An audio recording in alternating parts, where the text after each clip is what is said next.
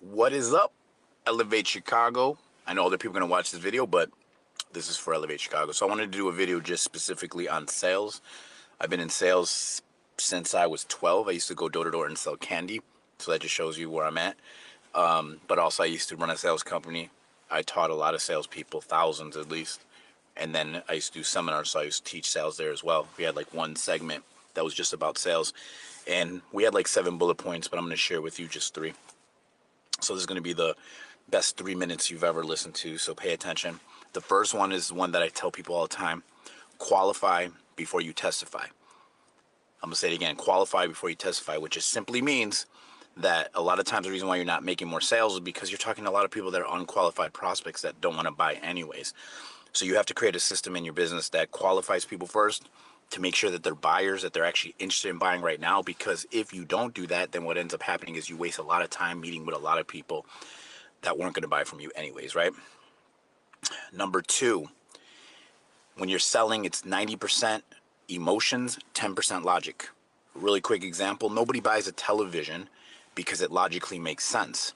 People buy a big television so they can show it off, and so when people come over and say, oh, it's a big TV, now today TVs are so cheap, so it's not impressive anymore, so people will find other ways like buying a car.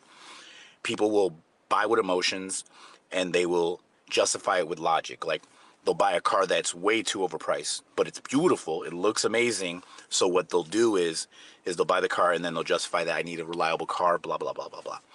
So what that means is that when you're doing selling or selling anybody, work on emotions. Talk more about the emotional problem they have, right?